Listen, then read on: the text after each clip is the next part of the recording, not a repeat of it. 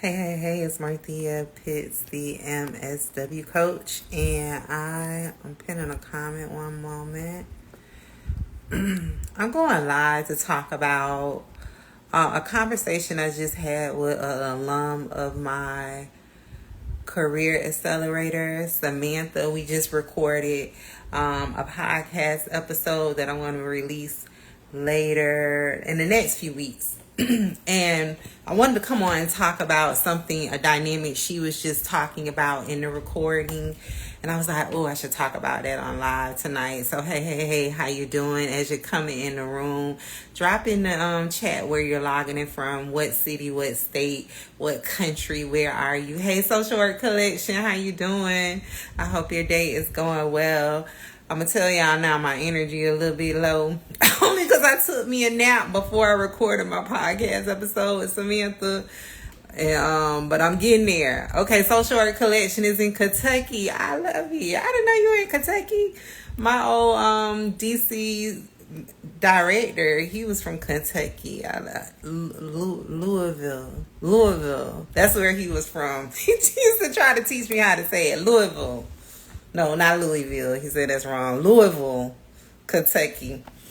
And I'm bringing that up because once I learned that's where he was from, because we both were passionate about workforce development, like I went down a whole rabbit hole to learn about like job quality in Kentucky and all the things. So, hey, Coco, how you doing? Good evening.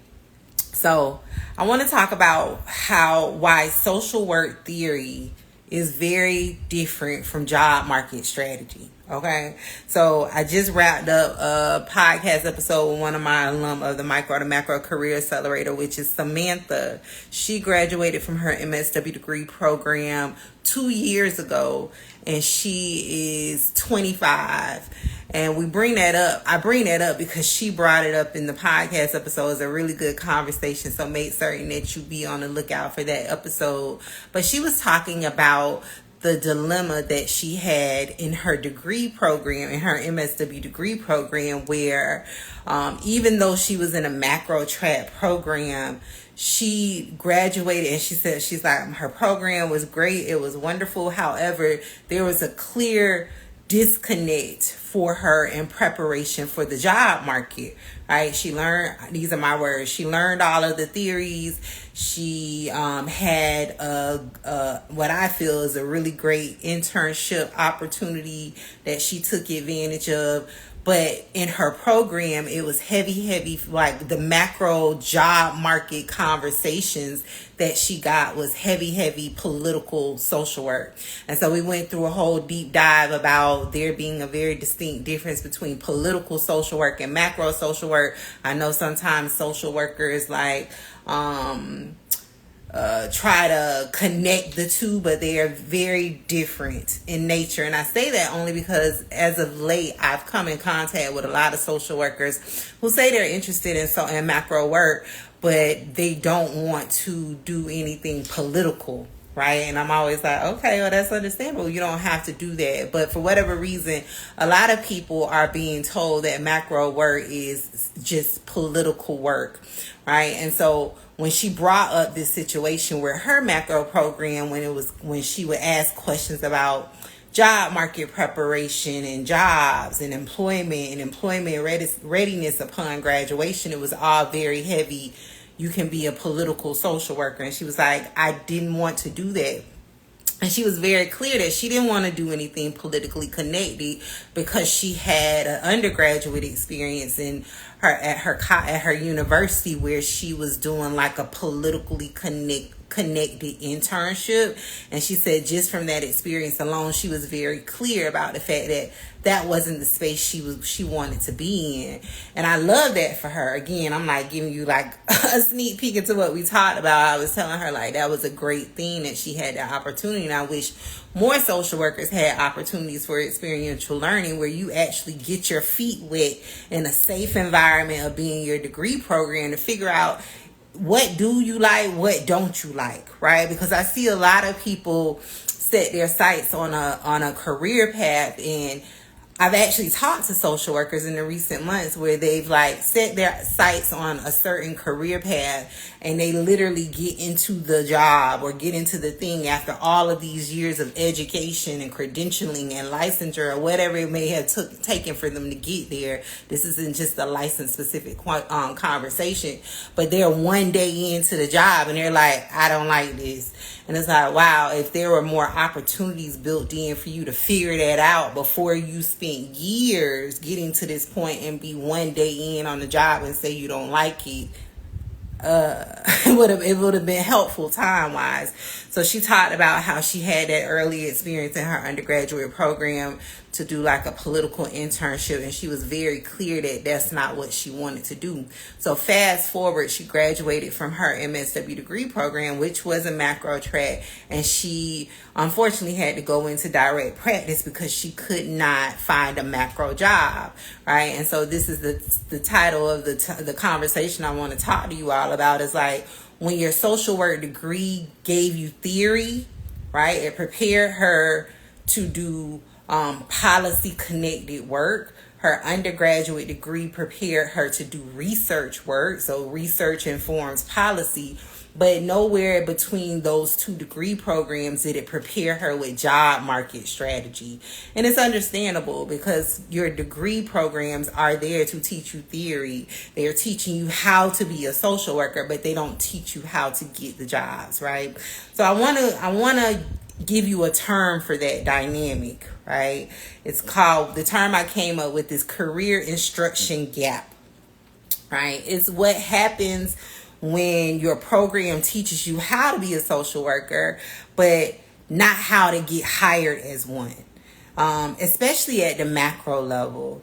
For many of you, you all went to macro specific tracks. I have lots of my coaching clients who went to macro specific programs. They were very clear from before they even started looking for social work degree programs that they wanted to do macro level work. However, upon graduation, they were unsuccessful in finding aligned jobs.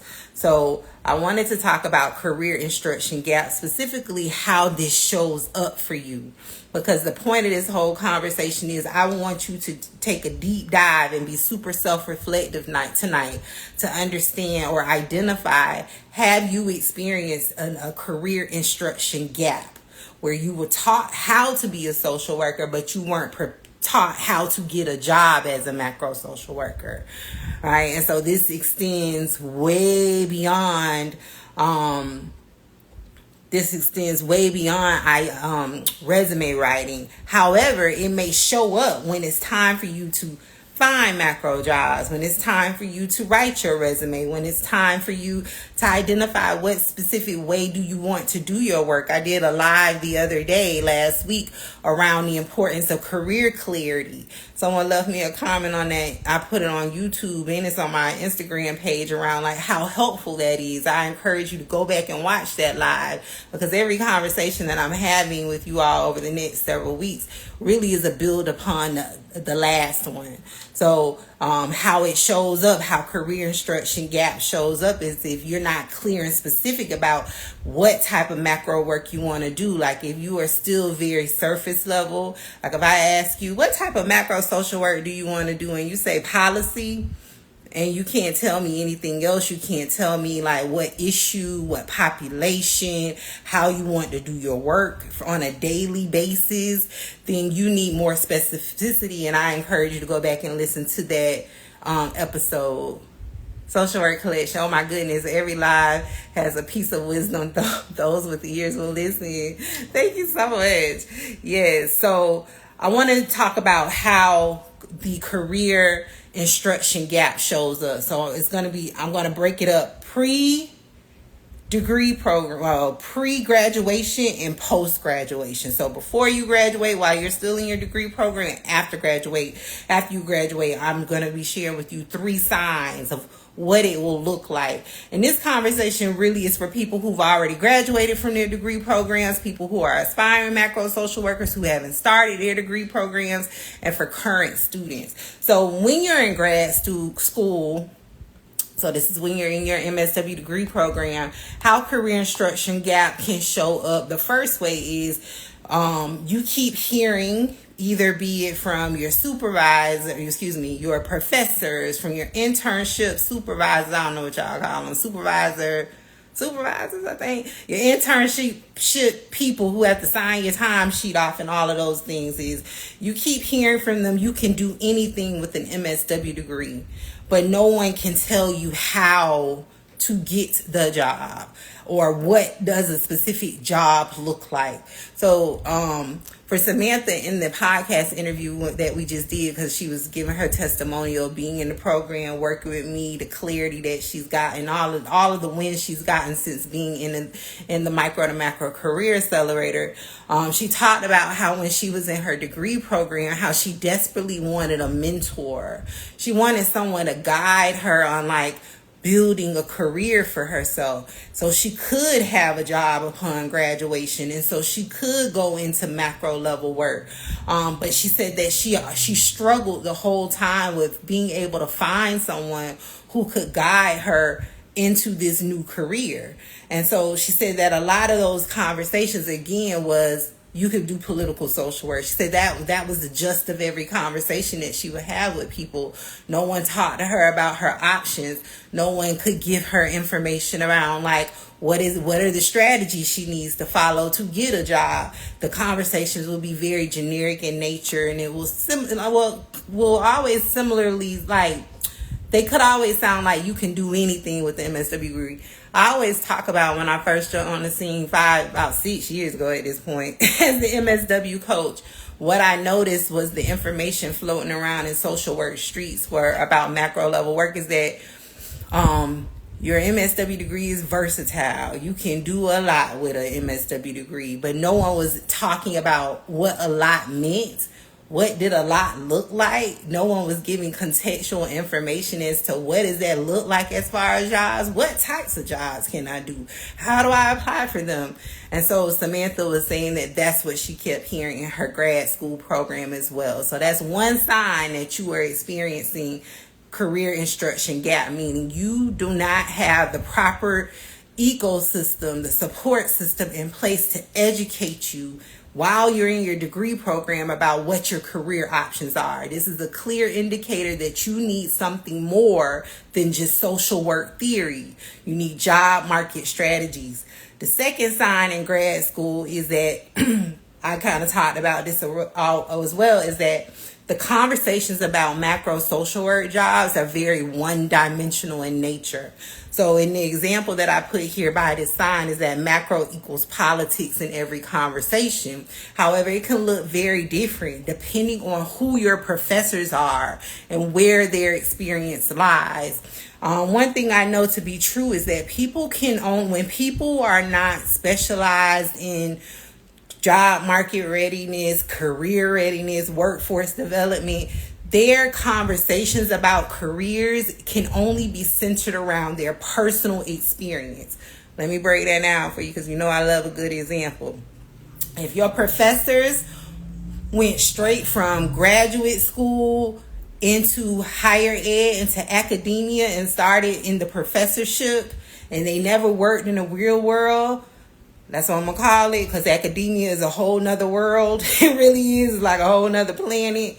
If they never worked in the real world, their conversations about macro jobs will always center around being a professor, being a researcher. They won't tell you can do technical assistance. You can go and be an advisor to such and such leaders. You can go and do consulting work. You can be a philanthropic officer. Their conversations are very one-dimensional in nature, and it's always centered around what their personal experience is. So that was Samantha's experience as well in grad school, is that all of the conversations were focused around what their experience had been, which is unhelpful to someone who needs to explore about these careers. Career exploration is a real thing. It's where you learn about what you can do in the world of work. But if someone is constantly telling you one way to do the work, then you are experiencing a career instruction gap, and that's a sign that you need to seek out more information because you don't have all the information. This is why we have so many social workers, be it aspiring macro social workers or current macro social workers, who are in jobs that they hate. It's because someone told them, this is what you can do. You can make good money. You can have a flexible schedule. But none of those conversations centered around what is it that you like to do? What is it that you want to do? What issues do you want your work to center on? What population are you passionate about? This is how that misalignment happens, because you were given one option and you built your whole life around it. But this is why I teach my coaching clients how to go through the career exploration process, how you learn about what all you can do in the world based on your interests. All right. That's why when people don't ask me the question, but people are like, what are some job titles? Y'all, they used to ask that when I first got on the scene 6 years ago, but people don't ask it anymore. But that's why it's so hard to answer that question about what are some job titles, because it depends on what are you interested in. But I can teach you based on what you're interested in how to go find the job opportunities. The third sign is when you're in grad school, you're left trying to figure it out during your internship.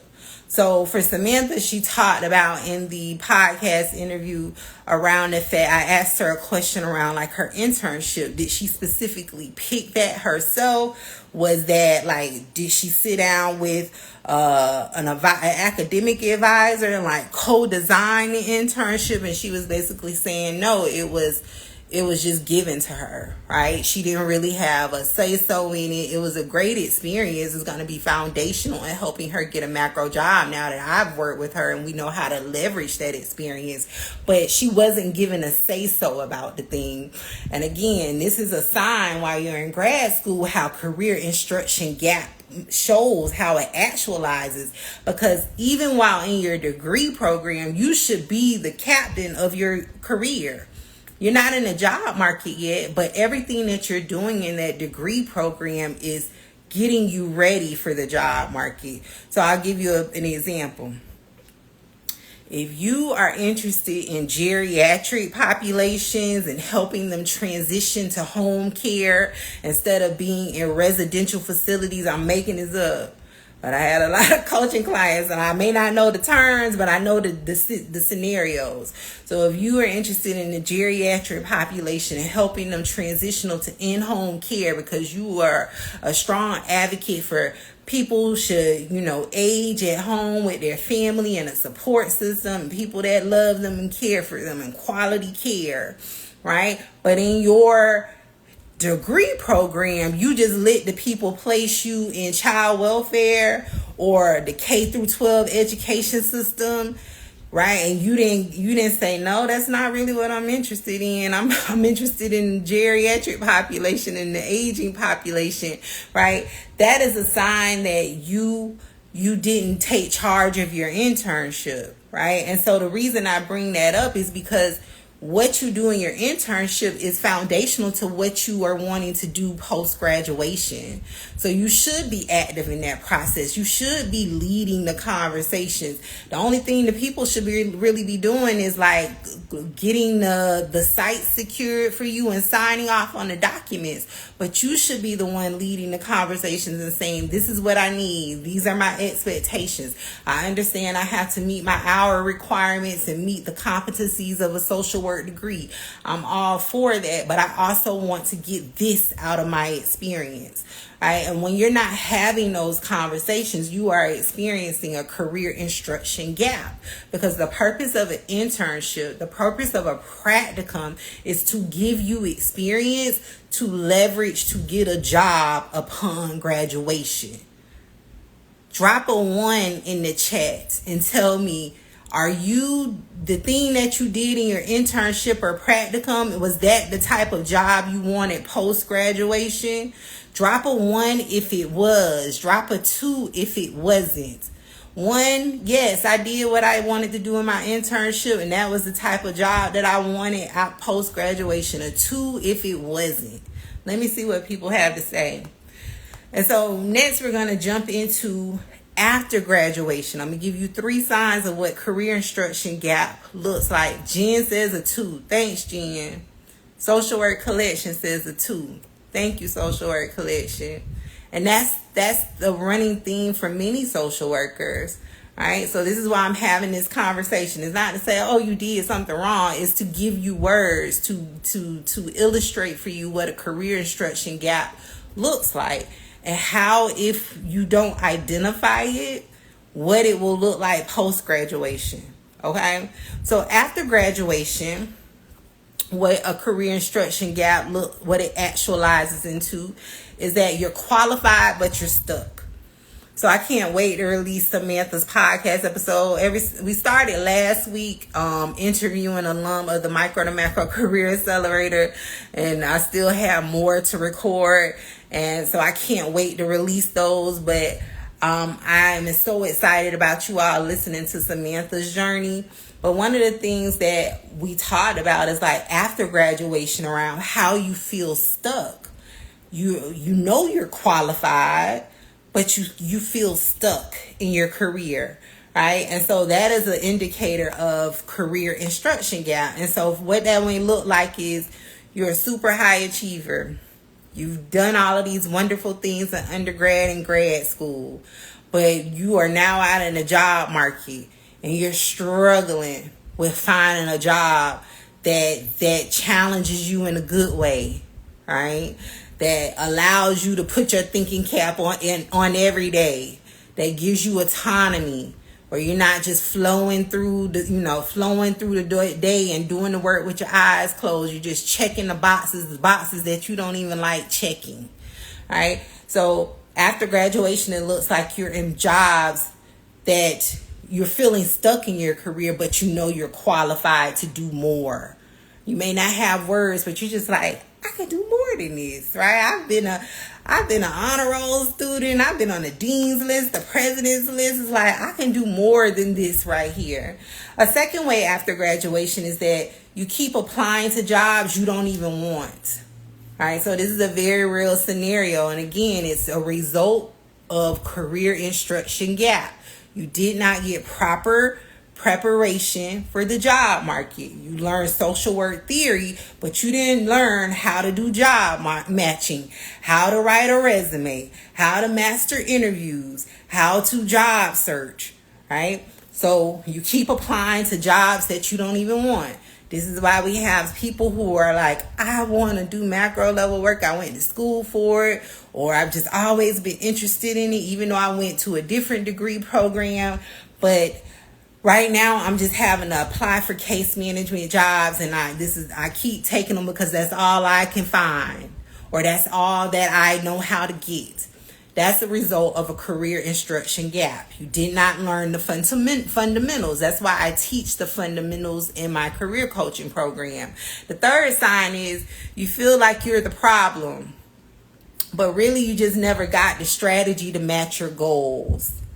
So over time, right, when you have this, what I call high career intent, right, you're very intentional about your career. You did all of the things right in your degree program. You did all of the things that you thought you were supposed to do to line you up to get this job that you want, but then you don't get it. And you're having to continue to just like settle for the jobs that you can't get. Over time, what I've seen with people is that they internalize it, right? By thinking they're unqualified, by thinking they can't do high level work, by essentially thinking they are the problem. But really, again, it's just because you never got the strategy to match your goals, because your degree program, what I've been talking about the whole time, prepared you with theory, but not with job market strategy. And so those are signs that you are experiencing or have experienced a career instruction gap.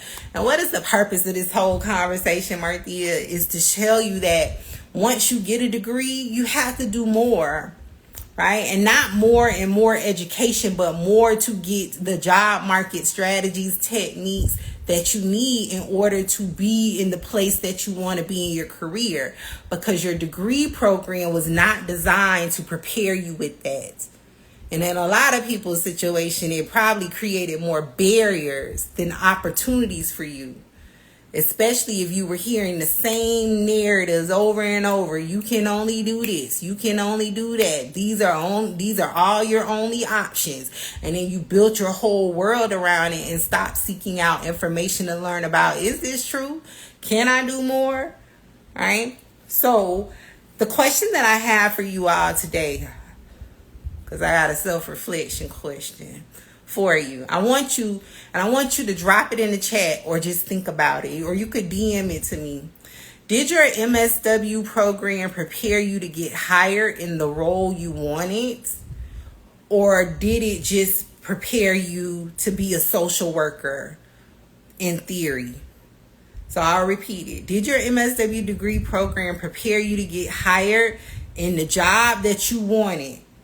Or did it just prepare you to be a social worker in theory? Yes, no, maybe so, a mix of the two. Tell me in the chat. And so I'll wait for that to come in because I know it's a little delay in between what I'm saying and you all's responses. But I really wanted to come in and talk about the distinct difference of like your degree program is just there to prepare you to be a social worker.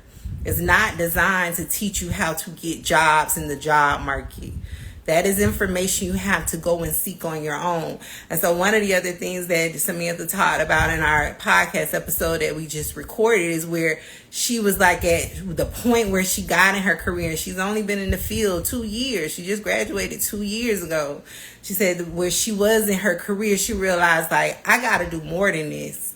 And these aren't Samantha words because I think Samantha is a big deal. So I always go over the top about her. But she's like, I'm super smart. I'm a high achiever. I've always done well. Like I should be able to get the jobs that I want. And she had reached this point of frustration where she was like, I don't want to keep doing the same types of jobs that I've been doing. And that's what made her sign up for the accelerator because she knew she needed more information.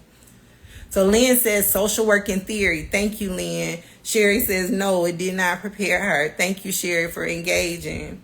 Yes, and that's the reality for many people. So the conversation tonight is all about career instruction gap. I gave you 3 signs about what that looks like in your degree program and 3 signs of what that looked like after your degree program.